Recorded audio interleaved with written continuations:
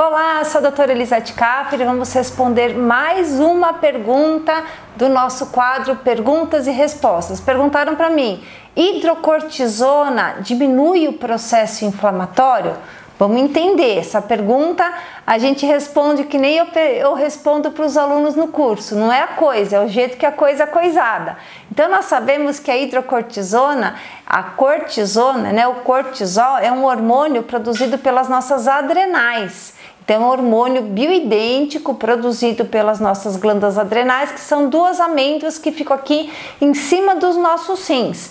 E a nossa adrenal ou suprarrenal, ela tem o papel de proteger o nosso corpo através do sistema luta e fuga, simpático parasimpático. Então ela vai produzir alguns hormônios. O cortisol, que é o hormônio do estresse, que também vai ajudar no combate a todos os vírus, bactérias, fungos, parasitas, é o nosso principal anti-inflamatório natural. E o DEA, que é o que acalma o cortisol. Cortisol, DEA. Depois tem adrenalina, que fecha o vaso, noradrenalina, que dilata o vaso. Tem a aldosterona, que fica na última camada da adrenal, que é a que vai controlar o quê? O sistema renina-angiotensina-aldosterona, que é o que controla a pressão arterial e a retenção de líquido do nosso corpo. E a nossa adrenal suprarrenal também produz a androstenediona, que é uma molécula que vai ser precursora dos hormônios sexuais, Testosterona, progesterona, estradiol, mediante o estímulo da hipófise, aqui ó, FSH-LH. Então o cortisol é um hormônio fisiológico do nosso corpo, ele também é importantíssimo para reger o nosso ritmo circadiano, dia e noite. Então o cortisol ele tem um pico às 8 da manhã, que é o que faz a gente despertar, depois ele tem outro pico ao meio-dia, que faz a gente sentir vontade de se alimentar e vai otimizar o nosso metabolismo para o processo digestório, depois tem outro pico às 6 da tarde, que vai ajudar no processo do jejum da janta, depois tem outro pico às 10 da noite e outro às 3 da manhã, para manter o nosso metabolismo numa maneira fisiológica. Então ele tem um pico maior e vai decrescendo para que a nossa taxa metabólica seja maior de dia e mais lenta à noite. Isso é o fisiológico.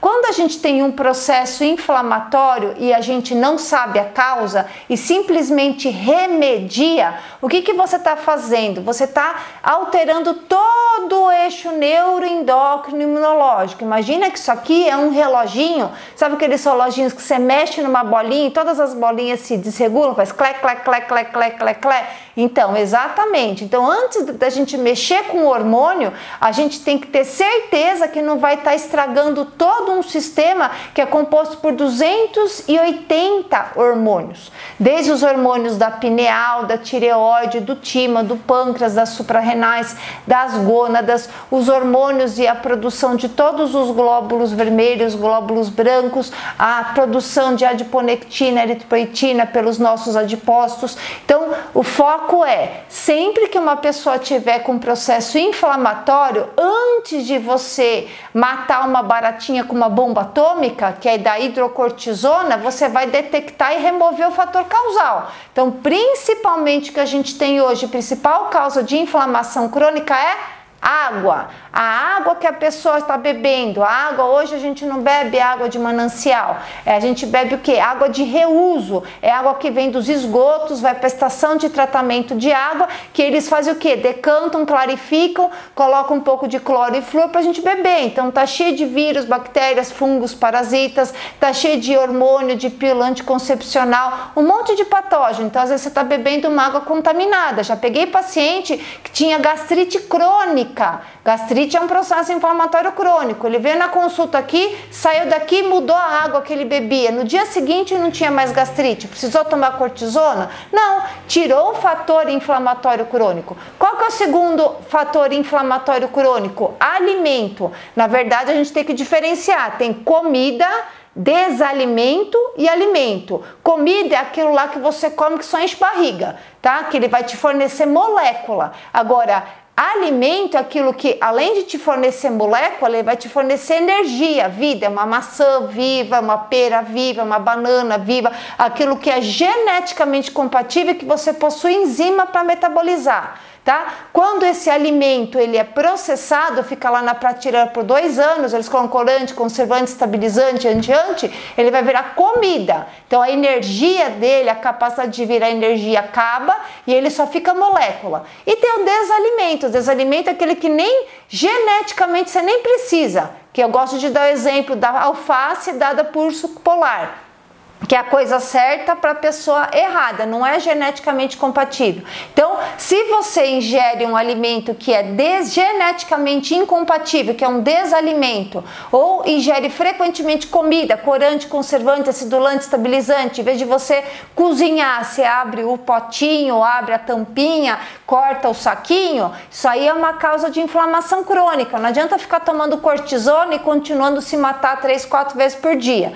Qual que é o terceiro fator inflamatório crônico? Metais tóxicos. Onde tem metais tóxicos? Água, alimentos, cosméticos, produtos de limpeza, produtos de higiene pessoal e material odontológico. Então, muitas vezes também roupas e acessórios. A gente já pegou paciente com otite de repetição, criancinha, otite. Otite é uma inflamação. E sabe qual que era a causa? O brinco que ela estava usando. Então, aquela contaminação pelo metal passava pela corrente sanguínea e dava otite de repetição para a criancinha. Adianta dar cortisona para a criancinha, é mais fácil tirar o brinco que estava causando a inflamação de repetição. Então lembrar que contaminação por metal, a gente tem que ter uma quantidade no nosso corpo de mais substâncias orgânicas do que metálicas.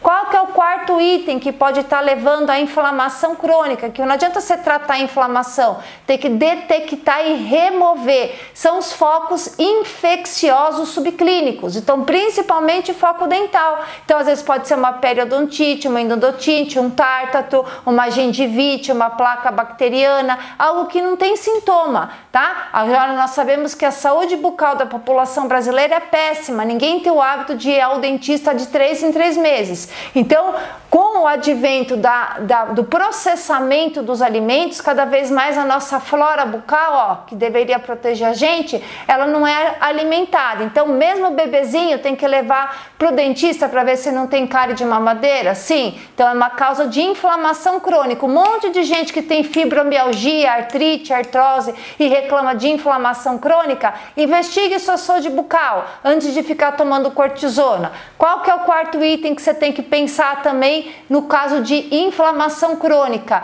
Poluição eletromagnética. Isso aqui é Wi-Fi, internet, celular, 5G. Isso aqui o homem não foi criado para fazer gestão disso aí. Isso aqui é um advento do mundo moderno. Então isso aí é altamente inflamatório, causa broncoconstrição, vasoconstrição. Principalmente se você tem cicatrizes que funcionam como para-raios, se você tem objetos metálicos, se você usa roupas sintéticas, objetos sintéticos, produtos de limpeza, de higiene pessoal cheia de metais perolados, né? E fica muito tempo na frente do computador, da internet, não toma sol na palma das mãos, não anda descalço, não faz o aterramento. Quais são os órgãos mais suscetíveis à poluição eletromagnética e à radiação? Pineal, tireoide, pâncreas, adrenais e gônadas. Então, às vezes, o consumo de cortisol, ele é causado pelo excesso de exposição a eletroeletrônicos. Lembrar que crianças não deveriam estar submetidas à radiação. Por quê? Porque a calota craniana da criança só vai fechar, só vai se calcificar após os 12 anos de idade. Então, criança tem que ser criança, tem que brincar fora de casa, jogar bola, para poder ter um mínimo de contato com fontes radioativas. Então, antes de você repor, tem que pensar em para de gastar, ver qual que é a causa do adoecimento. Existe também a cortisona sintética, que é comprada na farmácia, que ela vai bloquear a sua produção endógena de cortisol e vai fazer com que o seu corpo fique dependente do remédio. Existe a hidrocortisona bioidêntica, que é manipulada, que pode ser feita em doses para complementar a sua produção de cortisol endógeno durante esse processo de modulação, de exclusão dos fatores inflamatórios, normalização do terreno biológico. Ou seja, não é a coisa, é o jeito que a coisa é coisada. Tudo deve ser feito com muito carinho, com muita dedicação, com muito cuidado. Todo o adoecimento, ele tem uma causa, então tem que primeiro, antes de remediar, detecte e remove o fator causal. Depois você normaliza o terreno para, por último, você mexer no eixo neuroendócrino imunológico, tendo certeza que às vezes, se você não puder ajudar, melhor você não atrapalhar. Então, mais uma dica do dia para vocês.